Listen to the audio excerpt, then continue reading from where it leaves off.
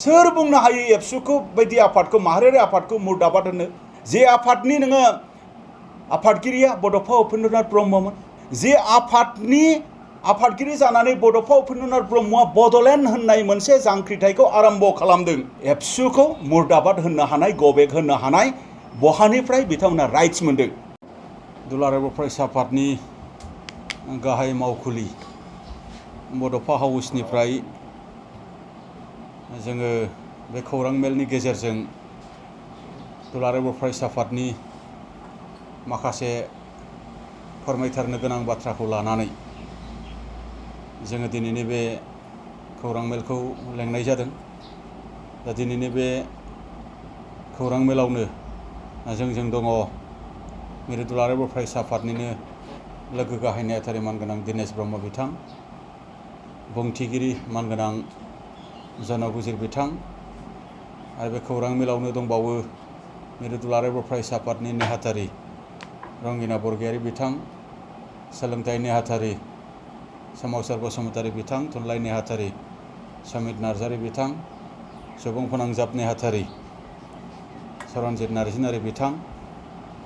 दा दिनै जोङो गुबैयै मैया दिल्लीयाव जालांनाय जे मोनसे इन्सिडेन्ट आरो बे जाथायजों सोमोन्दो लाखिनानै दुलाराय बर' फरायसा आफादखौ बै माखासे मानसिफोरा जे गाज्रि मुं सुनाय बा दुलाराय बर' फरायसा आफादखौ जे सोंखारिनाय, दुलाराय बर' फरायसा आफादा जोबस्रांनांगौ होननाय बाथ्रा जे जोङो ससियेल मिडियानि गेजेरजों नुदों। बे बाथ्राखौ नुनानै जों दुलाराय बर' फरायसा आफाद, मिरु जिल्ला दखरा दालाय आफाद बा दुलाराय बर' फरायसा आफादखौ मोजां मोनग्रा साफ्रोमबो रायजो राजाफोरा दुखु मोनदों, रागा जोंदों आरो दुखु मोननाय आरो रागा जोंनाय बाथ्राखौ जोंनो फोरमायहरदों। दा बिनि सायाव बेखायनो जोङो दिनै फंनैसो बाथ्रा नोंथांमोननि मिडियानि गेजेरजों जोङो फोरमायनो सानदों। फोरमायनो साननायजोंनो जोङो दिनैनि बे खौरां मेलखौ जोङो लेंनाय जादों। जे मैया जालांनाय जे बनसुनि जे धरना, बे धरना हाबाफारिया सोलिबाय थानायनि 1 घन्टा 1.5 घन्टानि उनाव पुलिस डिपार्टमेन्टजों बा पारामिलिटारिजों बिथांमोना होस्रांजादों आरो बिथांमोना बोखारजादों आरो बिथांमोना पुलिस स्टेशनसिम लांखारजादों। बे सावगारिखौ बे भिडिअखौ जोङो नुदों आरो बै समाव बिथांमोना दुलाराय बर' फरायसा आफादखौ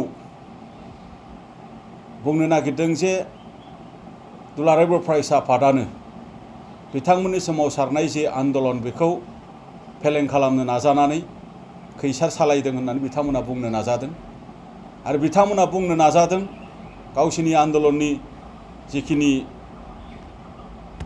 स्ल'गान जे दुलाराय बर' फरायसा आफादा जोबस्रांनांगौ, दुलाराय बर' फरायसा आफाद मुर्दाबाद, नैबे बाथ्राफोरखौ बुंनायखौ जोङो नुदों आरो जोंनि मानिजाथाव दिपेन बर' मानगोनां बिथांखौ बिथांमोना गाज्रियै सोंखारिदों, गाज्रि स्ल'गान होदों।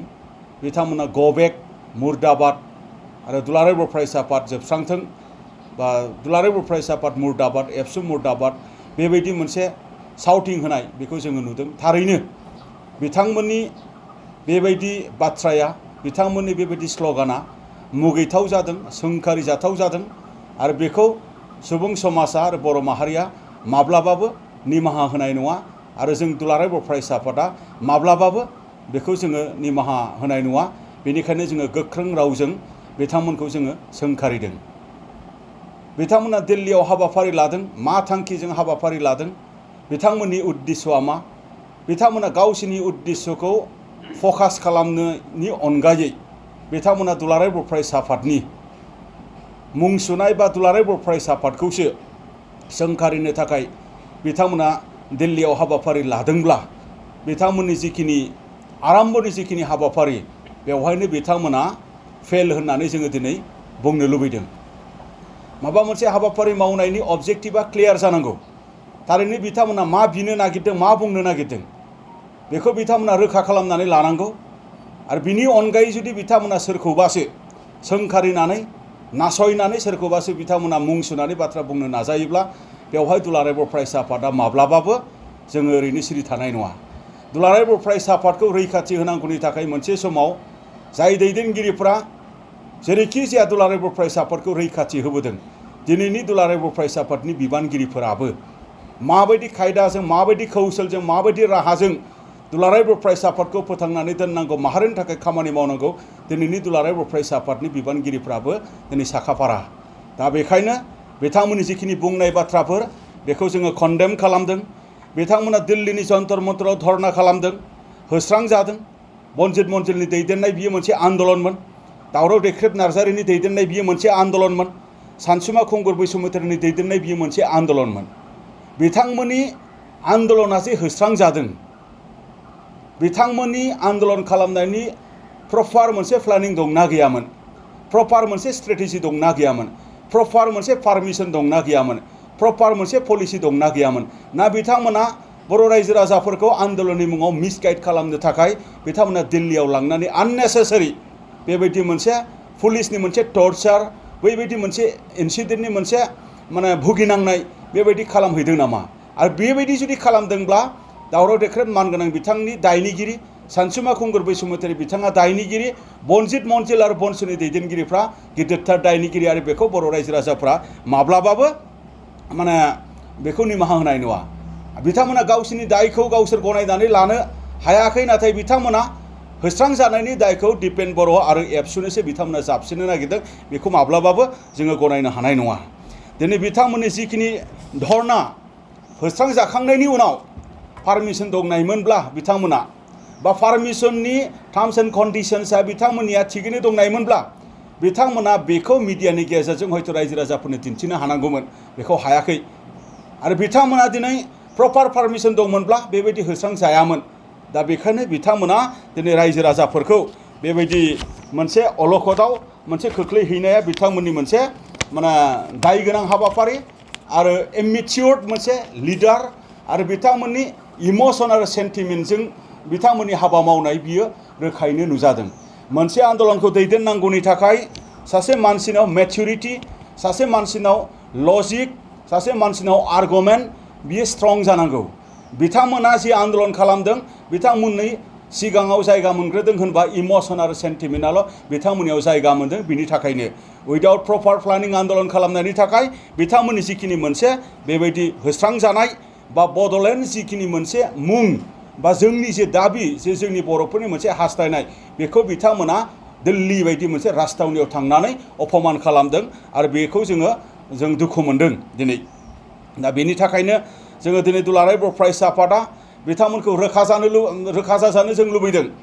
बिथांमोना मा मावनो नागिरदों गावसिनि लामाजों थांबाय थाथों, जोंहा जेबो बुंनो गोनां गैया।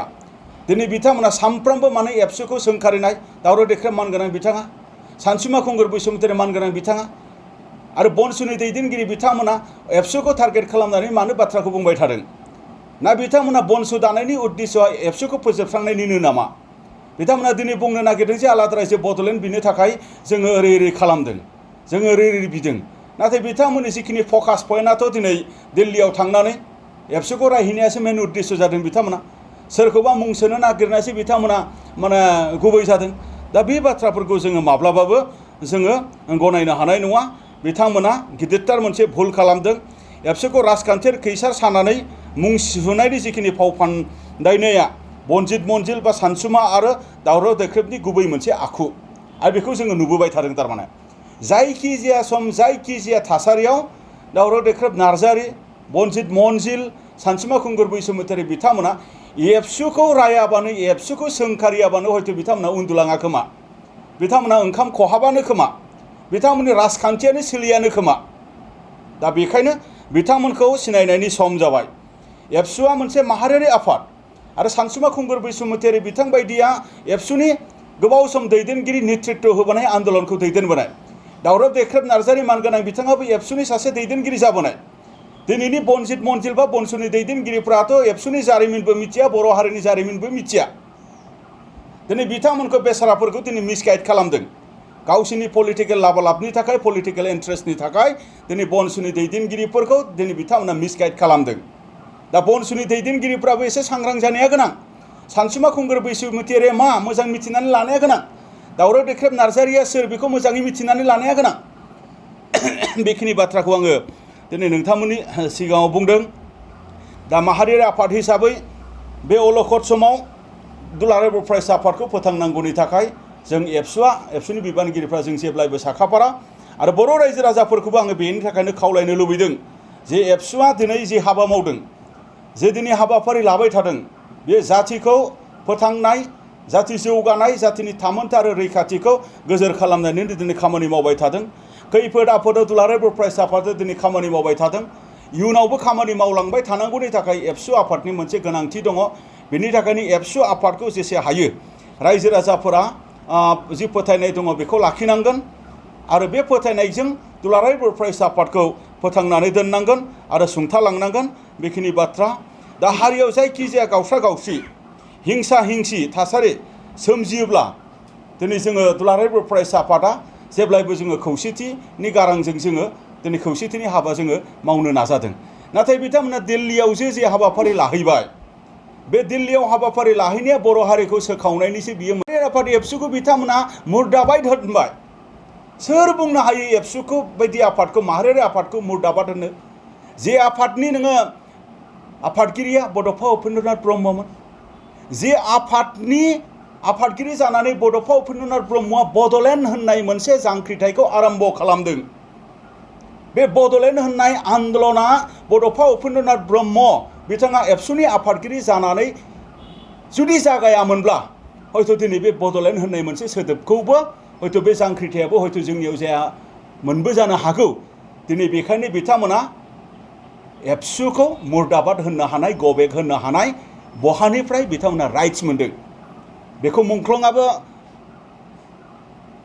निमाहा होनाय नङा बड'फानि जिउमायाबो गोजोन मोननाय नङा सानसुमैफोराबो बेखौ मोजां मोननाय नङा बर' हारिफोराबो बेखौ मोजां मोननाय नङा दा बेखायनो बिथांमोननि जिखिनि मोनसे एबसुखौ जेबायदि एटाक खालामनो नाजानाय जेबायदि स्मेश खालामनो नाजानाय बे बाथ्रायाव बिथांमोना माब्लाबाबो जाफुंनाय नङा आरो एबसुखौ जायनो फोजोबबोनो नाजादों एबसुआ जोबाखै एबसुआ गोख्रोंसिनसो जादों एबसुखौ जायनो बुथारबोनो नाजादों एबसु अफिसखौ जायनो सावनो नाजादों एबसुखौ जायनो माने सोंखारिनो नाजादों बै बिथांमोना गावसोरनो दिनै बे बुहुमनिफ्राय जोबस्रांदों गावसिनि आखु गावसिनि इमेज बेफोरो गावनो गाव माने नस्थ' जालांनाय बेफोरखौ जोङो दिनै नुदों दा सोरबा आफादा दिनै बड'लेण्ड बिनो थांनायाव एबसुआ दिनै होबथानांगौनि खुनु खोथा गैया थारमाने बेवहाय सोरबा आफादा हारिनि जौगानायनि थाखाय खामानि मावनाय ओंखारनायाव जोंहा बेखौ बादा खालामनांगौनि थाखाय खुनु बेवहाय माने जोंनि मरेल जोंनि राइट्सआ बेखौ थिना थारमाने जोंनि माने